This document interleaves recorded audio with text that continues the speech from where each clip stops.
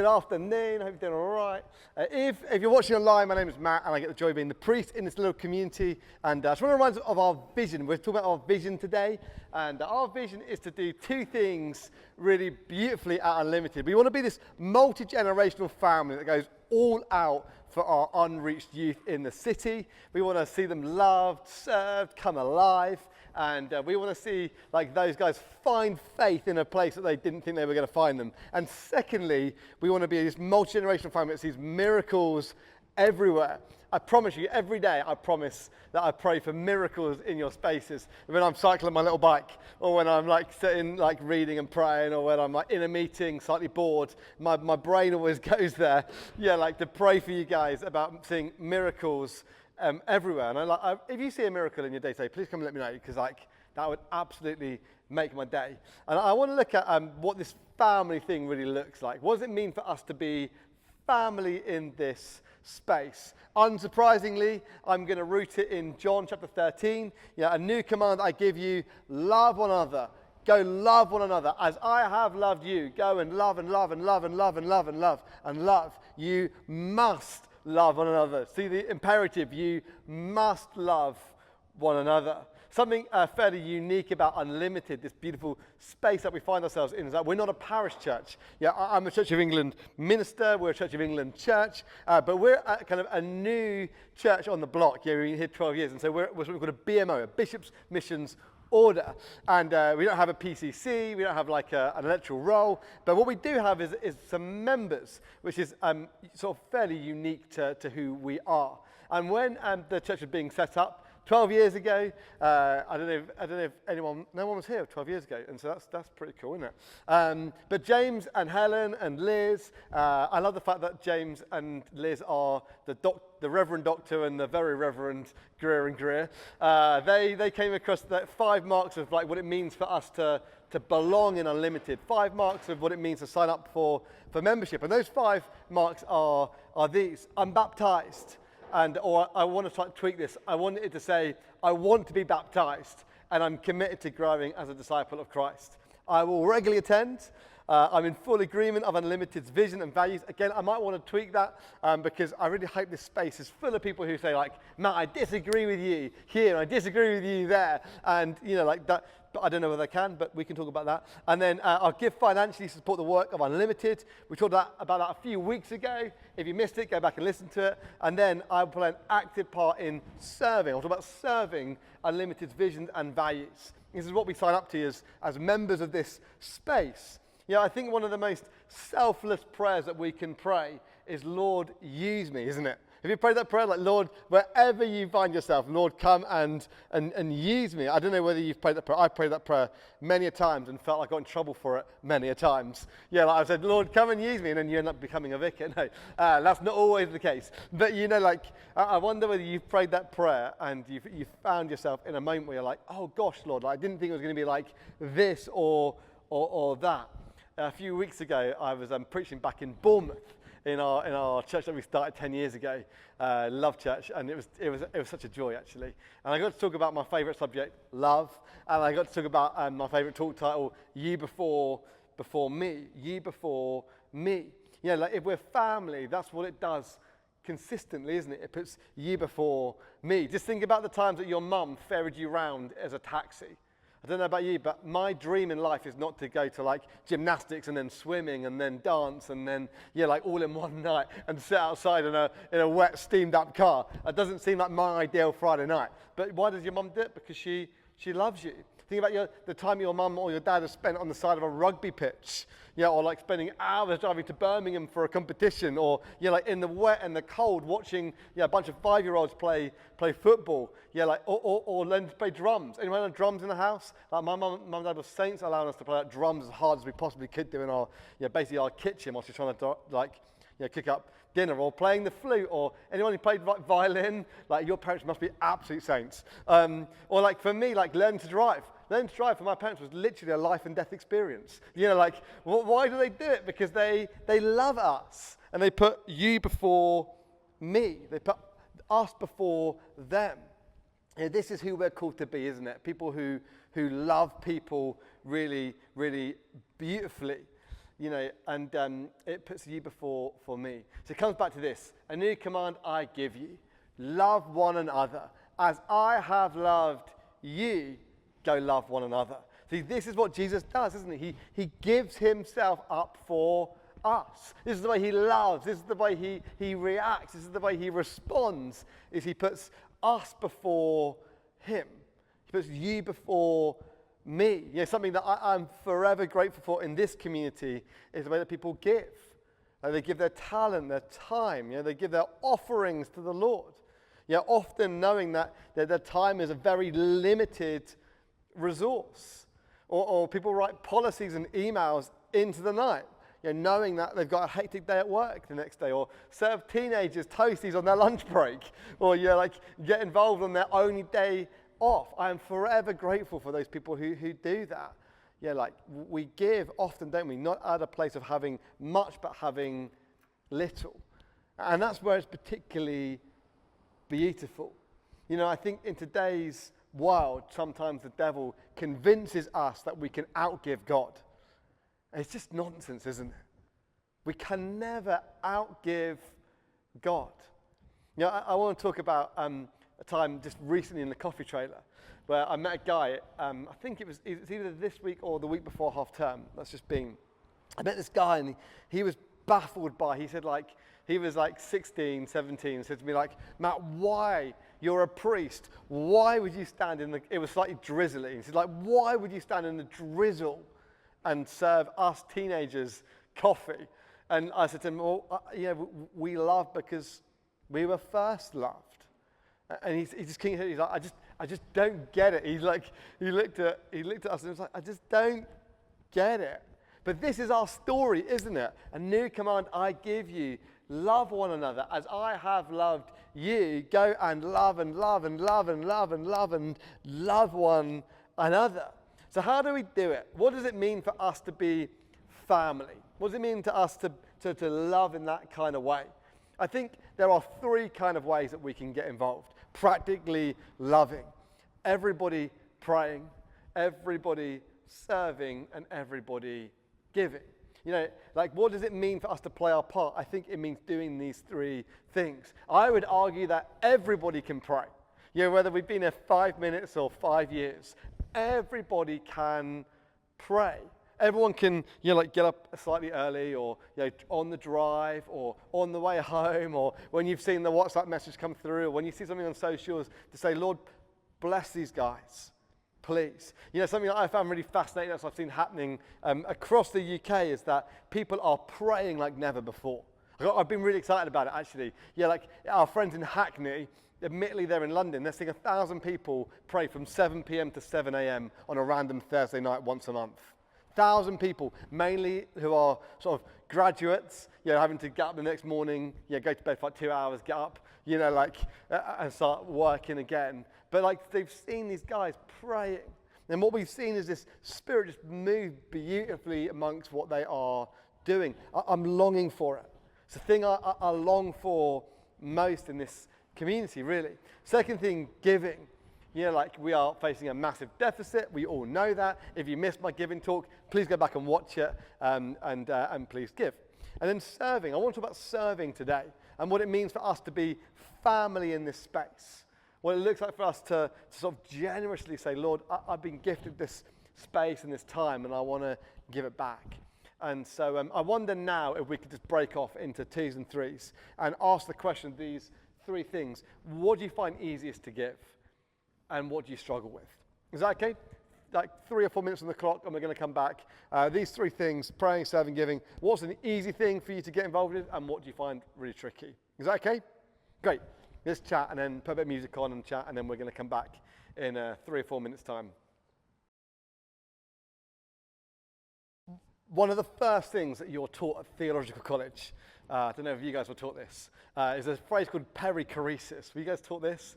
It's in vicar school, it's 101. And it's this term for the inner working of the Trinity. And it's kind of understanding that the Trinity are three unique beings, all working together so simultaneously, so closely, so kind of interconnectedly that if you look out from afar, they look like one being, like moving together.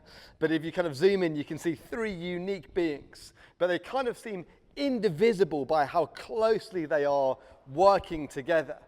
Each one bringing their strength, each one bringing their own uniqueness, each one loving the other, each one kind of like, yeah, I kind of liken it a bit to seasoning. You have like seasoning, like you might have like, I don't know, like salt, pepper, and like some like mixed herbs, and you chuck them in the chicken and you rub them together, and you can taste the salt and you can taste the pepper and you can taste the mixed herbs, but they're kind of like three unique kind of things, but like mixed together, and they're kind of divisible. They're like fully working together. And this is like beautiful, isn't it? This is how we are called to work. As I was writing this, there were some workmen working on the roof in front of me as I was working, and like they were working, like one of them was doing like the blowtorch thing, and one of them was like hammering on new like lead flashing, and the other one was kind of like pulling things up the ladder, and like, a little pulley system going on, and it felt like they were working like together really beautifully, like the one as the blowtorch was going, the other one was handing them the right instrument and the right bit of material, and it seemed like absolutely seamless. There was a collaboration between them. There was like, they didn't feel like they probably were like shouting at each other, and I couldn't hear it because the window was shut. But like it felt like there was this quality of being able to work together without needing words, instinctively perhaps. I don't know if you've ever been in a team like that, but it's the most beautiful thing, isn't it? Whether it's a sports team or a work team or like whatever team it may be. The last few times we've done the coffee trailer, last summer and last year with Oliver, I felt like we had that going. Like Tom and I would work together so closely in the coffee trailer, or Oliver and I, like when someone ordered like, I don't know, like an iced coffee, for example, like there was like Oliver would like prepared like the cup and the milk and everything else, and you would turn to pull your shot, and it was just waiting for you, like seamlessly. Like it's the most beautiful feeling, isn't it? This kind of team that works together in this kind of way. I've been kind of pondering how we can work like that.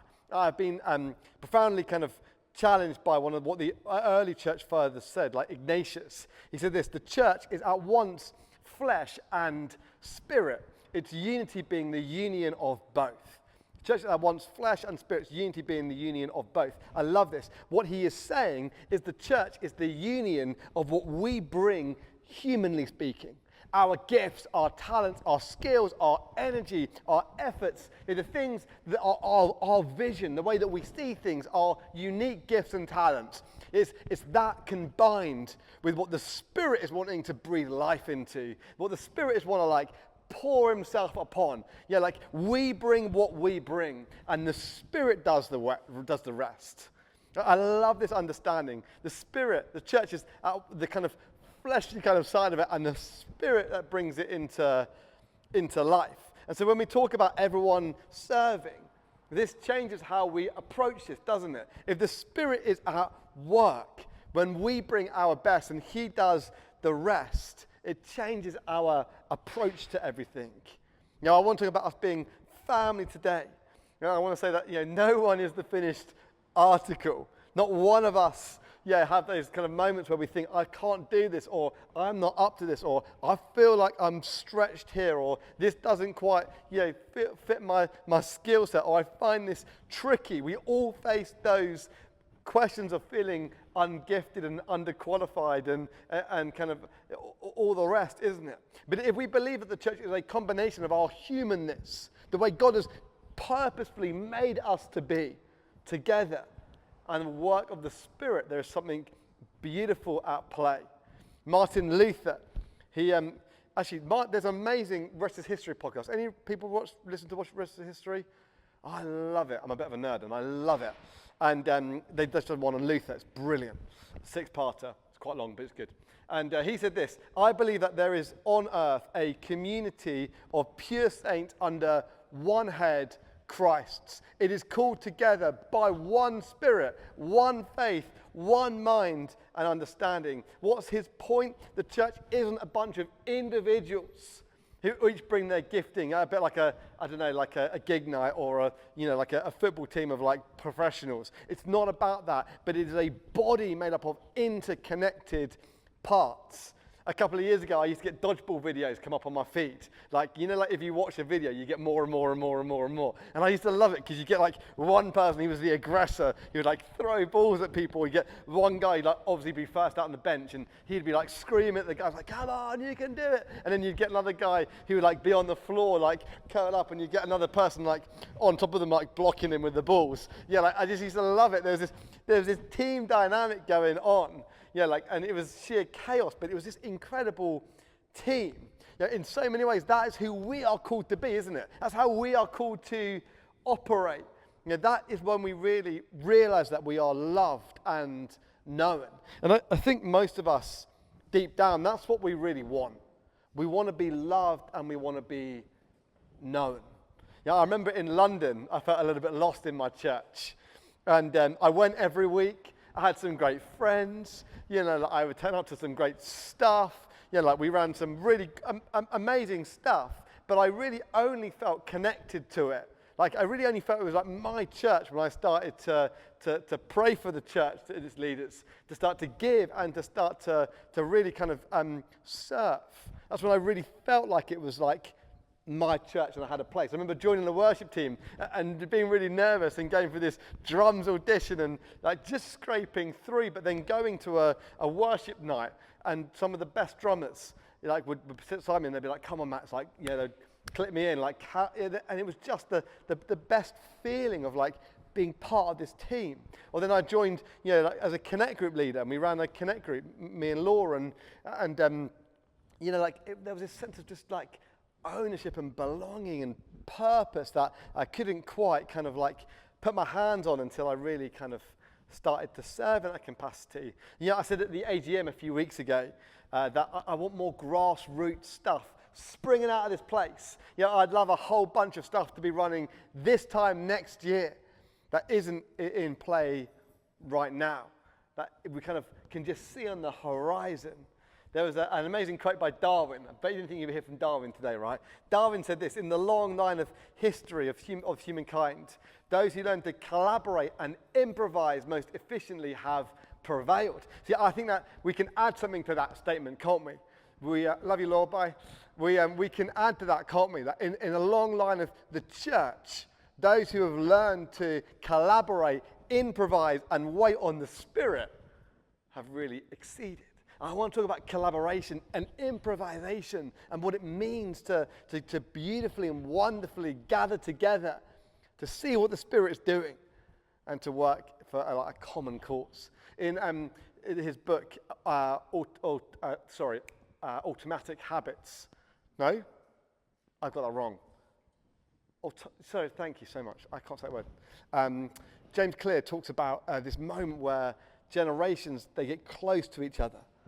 And there's this beautiful kind of aligning out of proximity.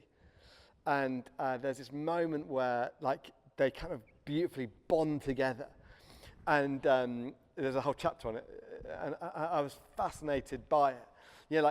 I'm desperately praying in some spiritual grandparents for us that will beautifully sit at the back and say, hey, Matt, this is what you should do. And they would come and say, hey, this is where we've been and this is how it works. That will help us love Jesus and become more like him. I'm super aware that 2/3, maybe more, of our church are either kids, youth, students, or at least under 25.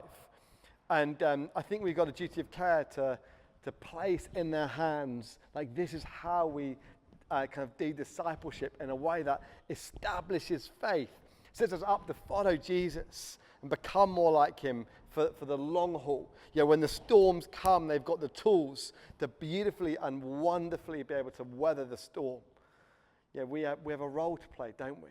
I was saying to Safe, last week, I kind of had a little look over the membership of the entire church of all time. And it feels like, barring maybe a handful of us old people, that most people have come to Unlimited in the years before they're 25, often before they found faith, often at a time when they were trying to work out who they are. Actually, probably more than 2/3 came before the age of 21. And I love that we're that kind of community. Going forward, I want to ask us, each of us, to actively be on the team. Why? Because I want us to be able to empower the younger generations.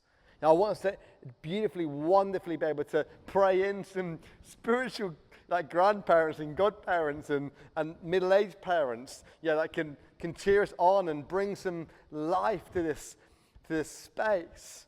And so I want to just gently ask you to pray, Lord, is there a team you want me on? You might be able-bodied and free in the week and be able to push out the trailer with me. You might be you might think okay, the Lord might call me to work with the littlest ones, or you might think, okay, the Lord could be calling me to set up a Friday night youth group in this space, so our beautiful youth, can come and hang out. Or it might be logistics behind the scenes. If you're good at logistics, please shout. It might be that you're willing to read a load of books and write a little summary so we can plan our next preaching series. Please ask the Lord. If there's one action, please say, Lord, what are my unique gifts and my unique skills, and what are you calling that to be combined with your productivity to build unlimited? And so I guess I want one final point before I conclude, and it's this. I want us to remember in all of this, that we are the bride of Christ, which is super weird language for new people and super weird language if you're not yet a Christian. But the church is likened to the bride of Christ. Jesus is making her beautiful. And I think we've got to be called by it and be motivated by it. What happens in these four walls is so much bigger than just you and I. But it's a moment where we get to see what the Lord is doing. Remember who he is. Remember what we're being called to. And be reminded again that this is not our church or my church or your church, although it is. But it's bigger than that. It is Jesus' church. A community of pure saints under one head, Christ's. And therefore, it should change the way we pursue him. It should change the way that we see him, how we see this body and what we can give to it. And so my very long conclusion today, is this. Please pray for two things. Where you can serve and who you can love and disciple who may not be the same age as you or maybe a little bit younger. Can we do those two things? Can we pray, Lord, where do you want to use me and who do you want me to love? We can do those two things, right? Should we pray? Do you want to stand and we're going to pray?